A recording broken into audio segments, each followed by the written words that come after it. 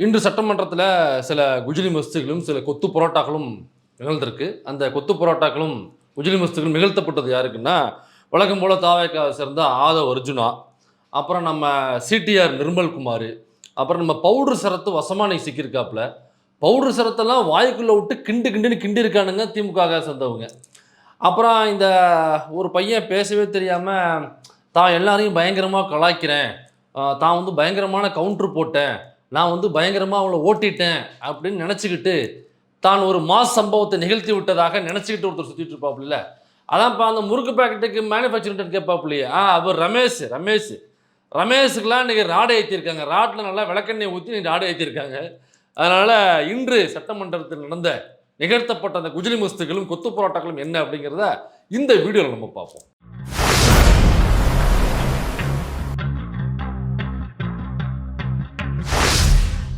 ஸ்டேடியம்ல இருந்து இந்த மாதிரி நடந்ததுக்கான விளக்கத்தை ஆல்ரெடி அளித்தாச்சு. அதுல அவங்களுக்கு பல்வேறு முரண்பாடுகள் இருக்கலாம், பல்வேறு கருத்துக்கள் இருக்கலாம்.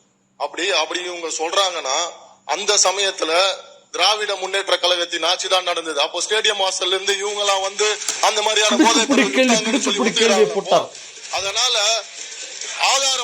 ஆதாரம் இல்லாமல் விளக்கம் கொடுத்ததுக்கு அப்புறமும் எனக்கு கூட தான் வந்து இப்ப செய்திகள்ல நீங்க சொல்லக்கூடாதுன்னு சொல்றீங்க. என்னோட அதாவது என் துறையை சார்ந்த கிட்டத்தட்ட அரசு வேலை கொடுக்கறதா சொல்லி 888 கோடி ஊழல் பண்ணிருக்காங்க. எனக்கு பல்வேறு முரண்பாடுகள் இருக்கு.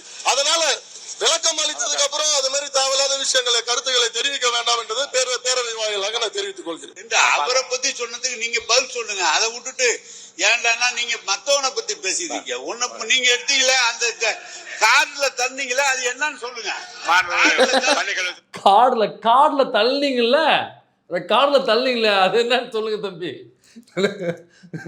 அது சரத்குமார் இன்னைக்கு மன்னிக்கணும் சரத் அமைச்சர் சரத் அவர்கள் நீங்கள் வசமாக சிக்கிட்டாப்புல ரவுண்டு கட்டி ஒரு மாதிரி குஜிலி மஸ்தை பண்ணி கொத்து போராட்டங்களை போட்டாங்க திமுகங்கிறவங்க.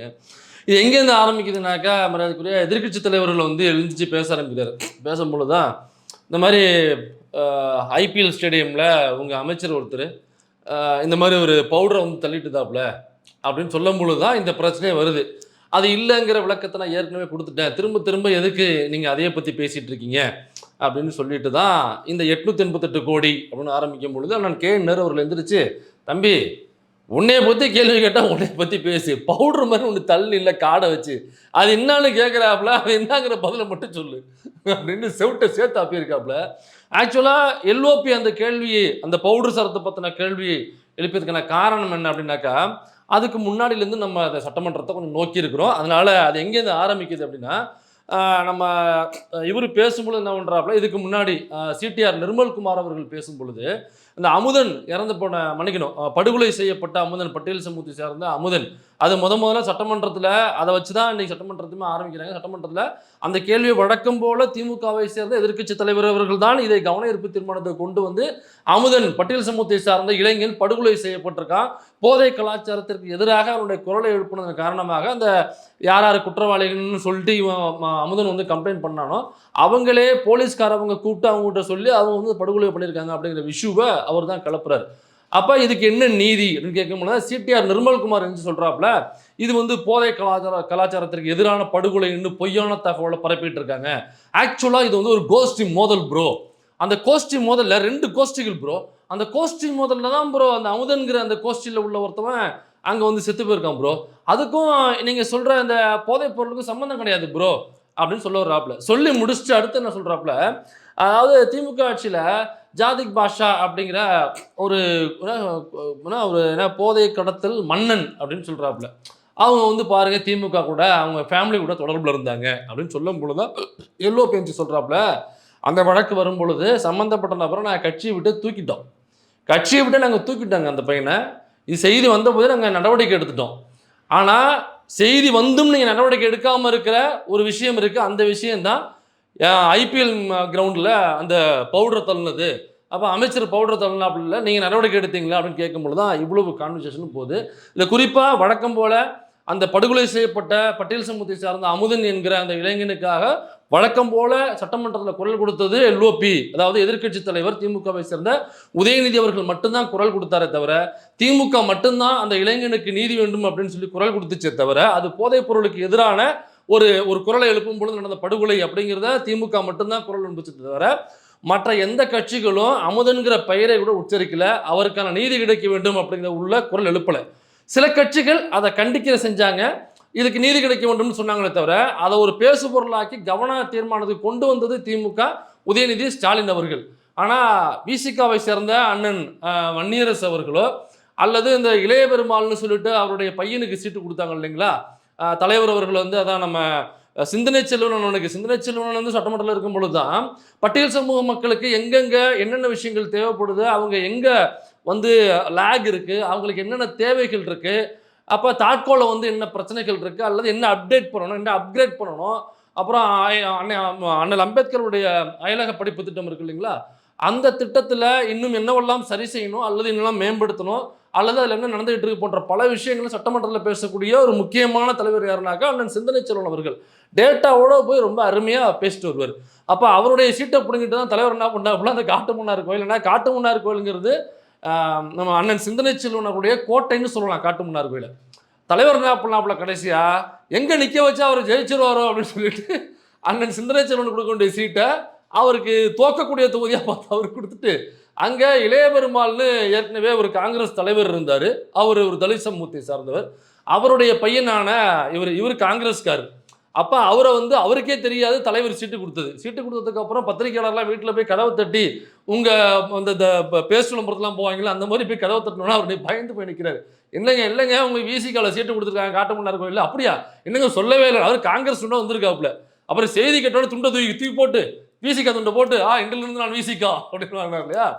இப்போ அவராவது ஏதாவது இந்த படுகொலை செய்யப்பட்ட தலித் இளைஞன் தலித் மாணவர் அமுதனுக்கு ஏதாவது குரல் கொடுத்துருப்பாருன்னு பார்த்தோம்னாக்கா அவர் கொடுக்கப்பட்ட நேரத்தில் அவர் என்ன தெரியுமா கேட்டிருக்காரு, ஐயா ஊர்லேருந்து வந்துட்டு போகிறது சிரமமாக இருக்குங்க, அதனால தாங்களாக பார்த்து எங்களுக்கு வந்து வாகன உதவி செய்யணும், எங்களுக்கு வந்து கார் கொடுக்கணும், நாங்கள்லாம் புது எம்எல்ஏ அதனால் எங்கள்கிட்ட காசு பணம் கிடையாது, வந்துட்டு போகிற சிரமமாக இருக்குது, அதனால் அரசாங்க காசில் எங்களுக்கு வந்து டிரைவர் போட்டு காரையும் நீங்கள் எங்களுக்கு 5 வருஷத்துக்கு கொடுத்து உதவ வேண்டும் அப்படின்னு அவர் கொடுக்கப்பட்ட நேரத்தில் அவர் அந்த கோரிக்கையை மட்டும்தான் வச்சார். ஆனால் வன்னியரசு அவர் கொடுக்கப்பட்ட நேரத்தில் அவர் கோரிக்கை வச்சாப்புல ஒரு பயங்கரமான தீர்மானத்தை, வரலாற்று தீர்மானத்தை, ஒரு உலகமெல்லாம் ஒரு போற்றி புகழக்கூடிய தீர்மானத்தை கொண்டு வந்திருக்கிற எங்கள் முதலமைச்சரே, எங்கள் வாழ்க வாழ்க பல்லாண்டு அப்படின்னு சொல்லிட்டு ஒரு 5 நிமிஷம் சிஎம் முதல்வர் அவர்களை சிஎம் விஜய் அவர்களை பயங்கரமாக புகழ்ந்து பேசிட்டு விவிலியம் கோட்ஸ் எல்லாம் பேசிட்டு அப்படியே உட்காந்துட்டாப்புல அண்ணன் அமுதன் என்கிற வார்த்தையோ அல்லது இது போதைப் பொருளால் ஏற்படக்கூடிய ஒரு மிகப்பெரிய சிக்கல், ஒரு பிரச்சனை, அதில் அந்த போதைப் பொருளுக்கு எதிராக அமுதன் குரல் கொடுக்கும் பொழுது தான் படுகொலை செய்யப்பட்டிருக்கான், இதில் நீங்கள் கவனத்தை கொள்ளணும் அரசு, நீங்கள் பட்டு கோஷ்டி முதல்னு சொல்கிறீங்களே. அப்போ ஒரு பட்டியல் சமூகத்தை சார்ந்த ஒரு மாணவன் போதைப் பொருளுக்கு எதிராக நின்று குரல் கொடுத்துருக்கிறான், அதுக்கு எதிராக கையை வாங்கியிருக்கான், அதுக்கு எதிராக சட்ட நடவடிக்கை முதற்கொண்டு போயிருக்கான் அப்படின்னாக்கா இது எவ்வளோ பெரிய பாராட்ட வேண்டிய விஷயம். அப்போ அந்த மாணவருக்கு பாதுகாப்பு கொடுக்க வேண்டிய போலீஸ், அந்த மாணவனுக்கு பாதுகாப்பு கொடுக்க வேண்டிய அரசு, நீங்கள் அதை தவறிட்டீங்க. தவறுனது மட்டும் இல்லை, அவன் அதில் படுகொலை செய்யப்பட்டிருக்கான், ஆனால் நீங்கள் என்னவாக மடைமாத்திர பார்த்துறீங்க, அது ஒரு கோஷ்டி மோதல்னு சொல்கிறீங்க. அப்போ கோஷ்டி மோதல்னாக்கா ஒரு பட்டியல் சமூகத்தை சார்ந்த மாணவனும் இருக்கான், அப்போ வெளியில் என்னவாக போய் சேரும் அப்படின்னாக்கா பாருங்க, இந்த சமூகத்தை சார்ந்த இளைஞர்னால கோஷ்டியாக தான் இருப்பாங்க, ஒரு கும்பலாக தான் இருப்பாங்க, ஒரு கும்பல் மனநிலையில் ஒரு கோஷ்டி மனநிலையில் அப்படி தான் இருப்பாங்க அப்படின்னு வெளியில் போய் சேரும். அமைச்சர் அவர்களே தயவு செய்து அந்த வார்த்தையை பயன்படுத்தாதீர்கள், நீங்கள் விசாரணை போயிட்டு இருக்கு நாங்கள் பார்க்குறோன்னு சொல்லுங்க, அப்படி வேணால் சொல்லுங்க, கோஷ்டி மோதல் என்று அடையாளப்படுத்தாதீர்கள், அது ரொம்ப தவறான விஷயம். என்னக்கா விசாரணையே முடியல, அப்புறம் எப்படி நீங்கள் கோஷ்டி மோதல்னு சொல்ல முடியும்?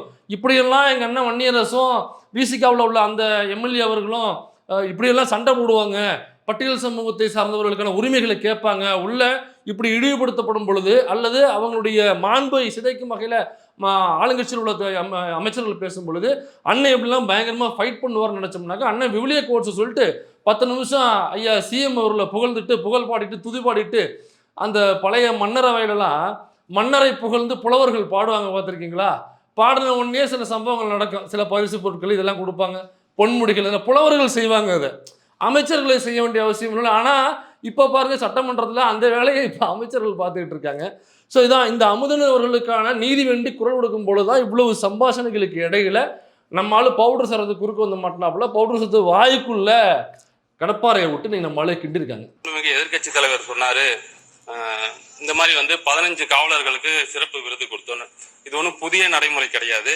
வருடம் புரட்சித் தலைவி அம்மா காலத்துல இருந்தே இது கொடுத்துட்டு தான் வராங்க.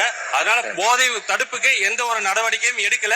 எதை வச்சு சொல்றேன்னா, அந்த கஞ்சா உட்பட பல பொருட்களை பறிமுதல் பண்ணாங்க. நாங்க இந்த 100 நாட்கள் அதை விட அதிகமா நம்ம தமிழக வெற்றி கழகம் ஆட்சி பறிமுதல் பண்ணியிருக்கு. அதுக்கான டேட்டாவை மானிய கோரிக்கையில நிச்சயம் நாங்கள் சொல்லுவோம். தவறான தகவலை இங்க பதிய வைக்கிறீங்க.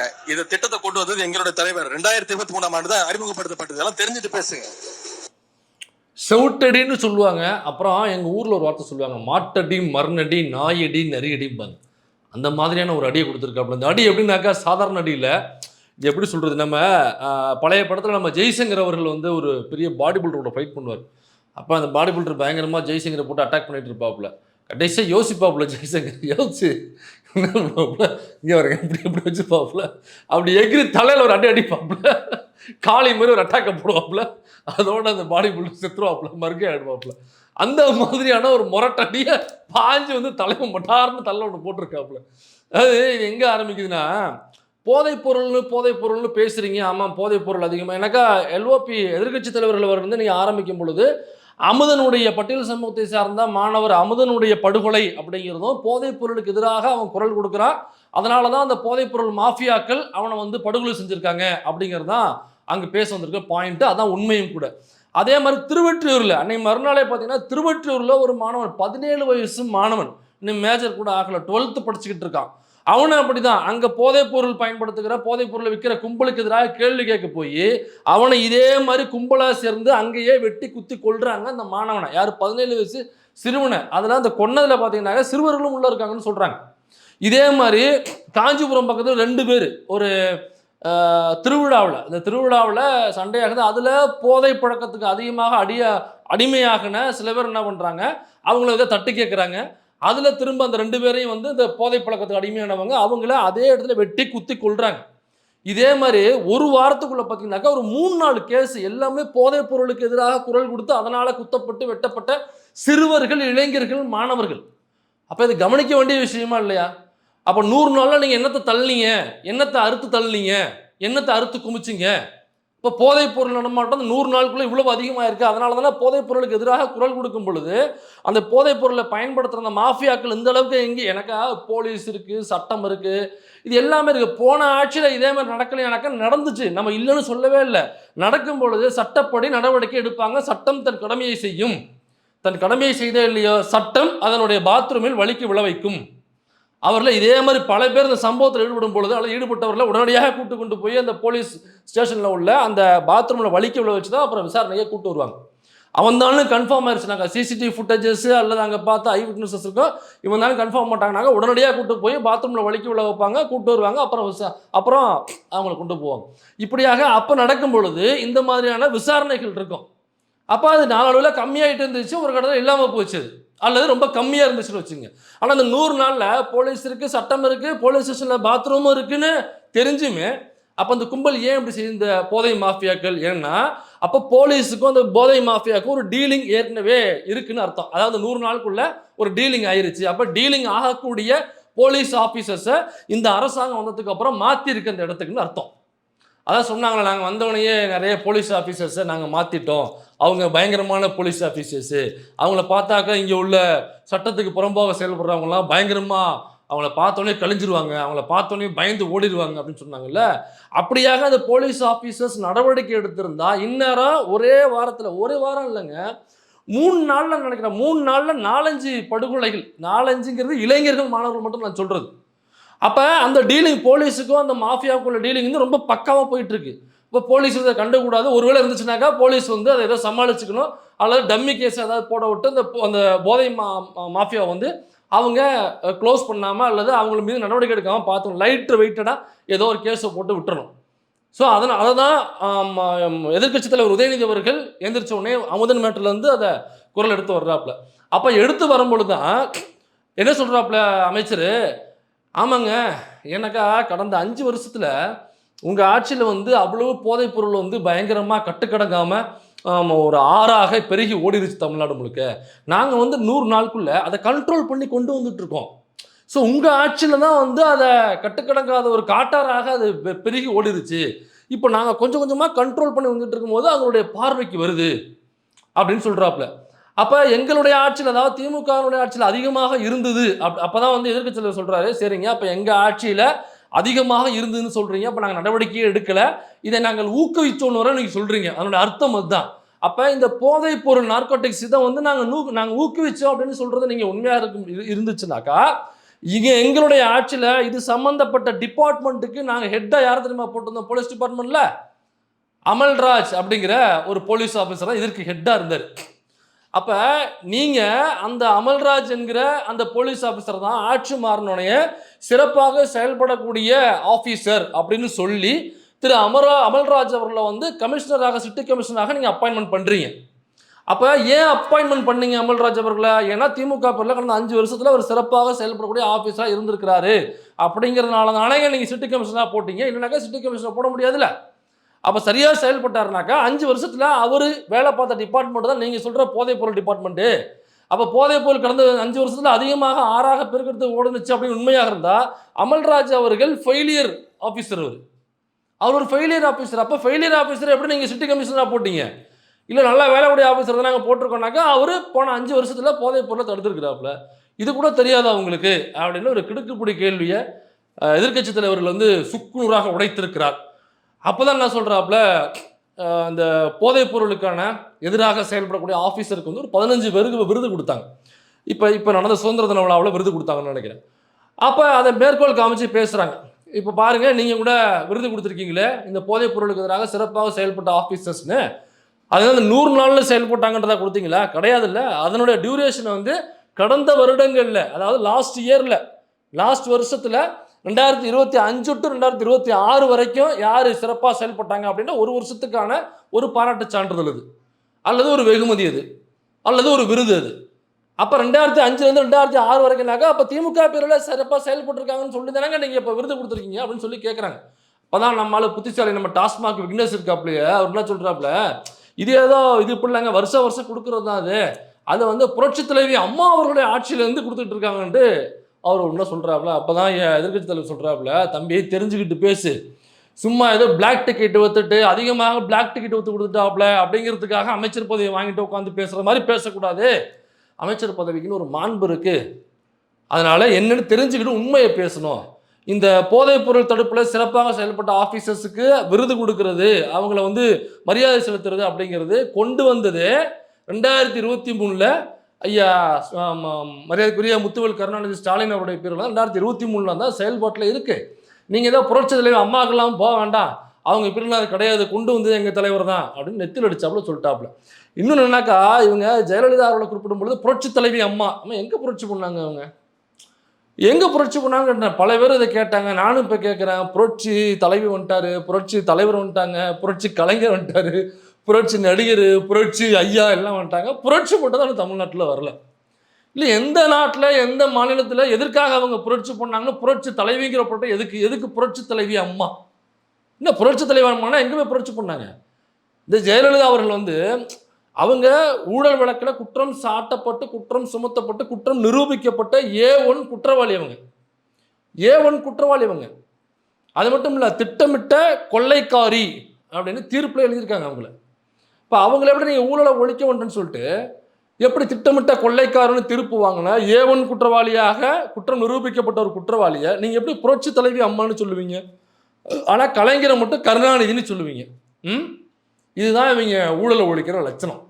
2020 வரைக்கும் 2020க்கு முன்பு தமிழ்நாட்டில் போதை கலாச்சாரம் இல்லை, உறுதியாக நாங்கள் கூறுகிறோம். 2020க்கு முன்னாடி வரைக்கும், அதாவது 2020 வரைக்கும் போதை கலாச்சாரம் அப்படிங்கிறது தமிழ்நாட்டில் கிடையாதுங்கிறது என்னால் உறுதியாக சொல்ல முடியும்னு சொல்கிறாப்புல.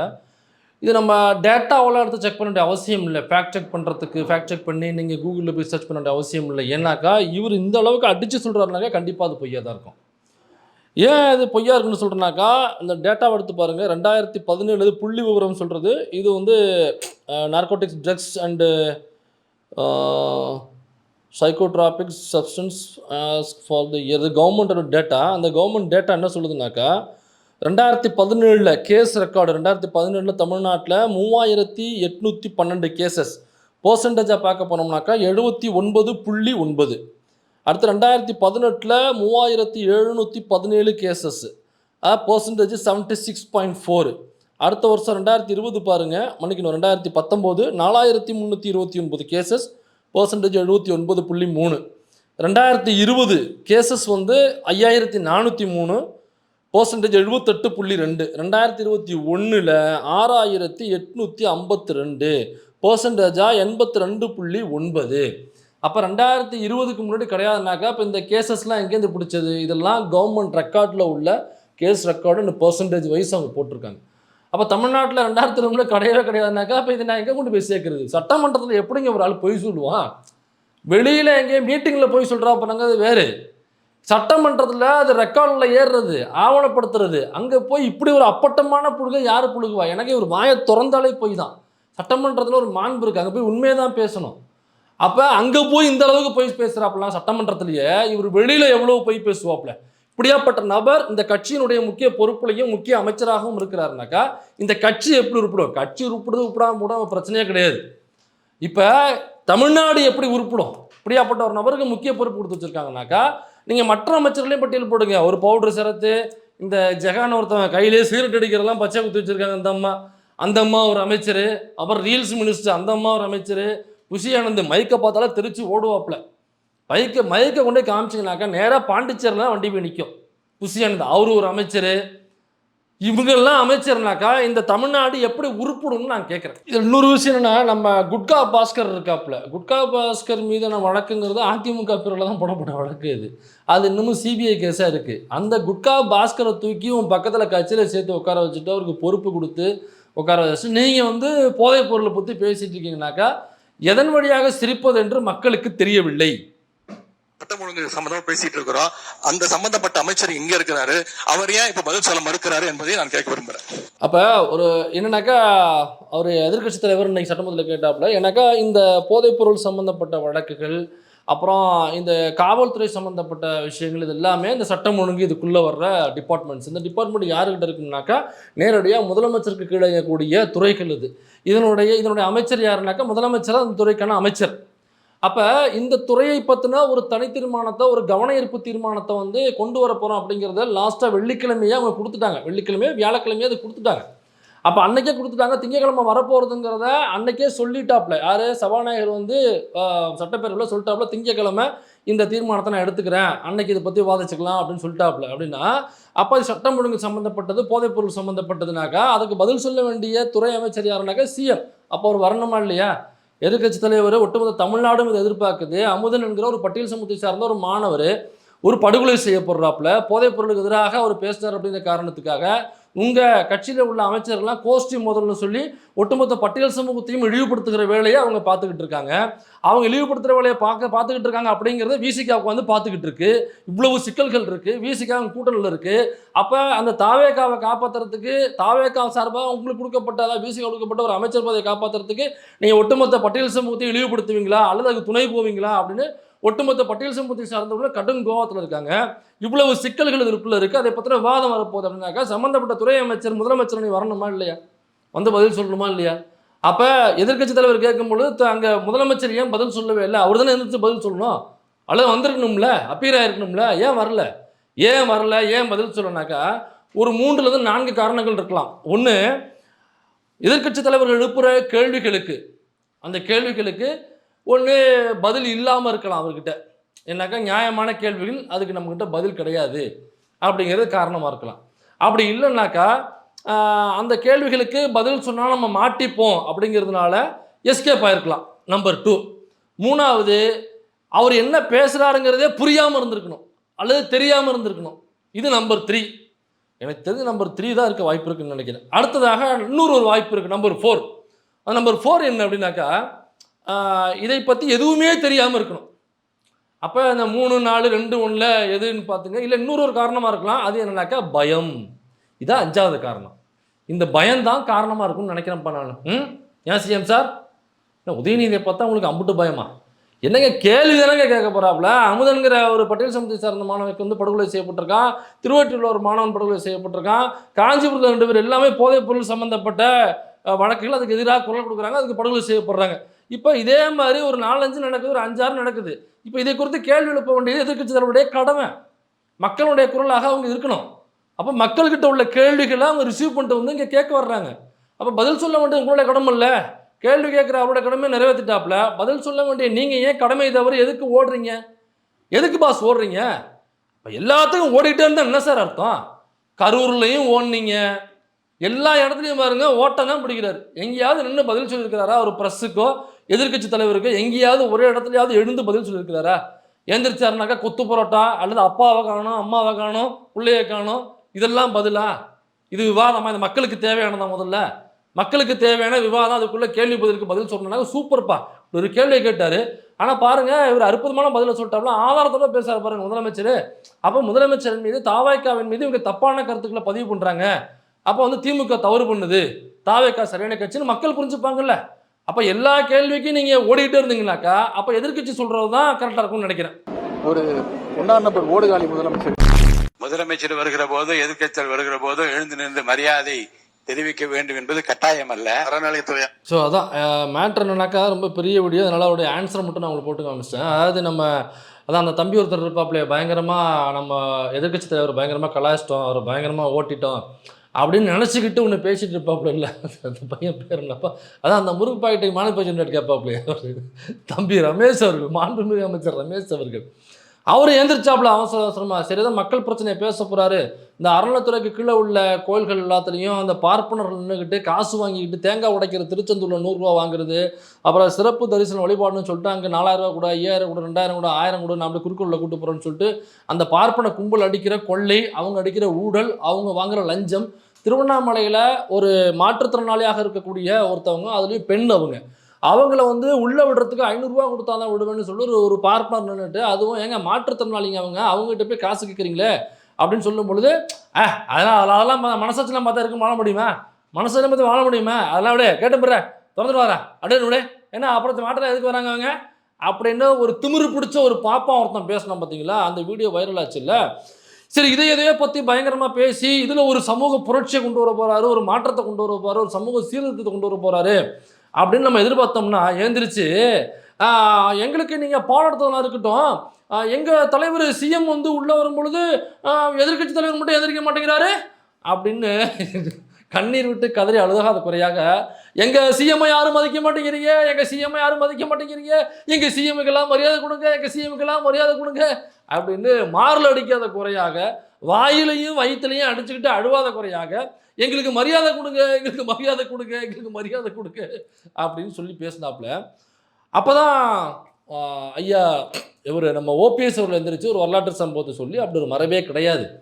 இந்த பேரவையினுடைய தலைவர் யாருனாக்கா, பேரவை தலைவர் தான் எல்லாருக்குமான தலைவர். அவர் வரும்போது தான் எல்லாரும் ஏந்திரிக்கணும். அவர் தான் இங்கே ஹெட்மாஸ்டர், நாமெல்லாம் ஸ்டூடெண்ட்ஸு. அவர் தான் இங்கே தலைவரை தவிர உங்கள் தலைவர் இங்கே தலைவர் கிடையாது. உங்கள் தலைவர் எங்கள் தலைவர்லாம் அப்போ உங்கள் சிஎம் வரும்போது என்ன எழுந்திருக்கணும்னா, எதிர்க்கட்சி தலைவருக்கு அந்த சிஎம்முக்கு என்ன பவர் இருக்கோ அப்படியே ஈக்குவல் தான் சட்டமன்றத்தில் எதிர்க்கட்சி தலைவருக்கான பவரும்.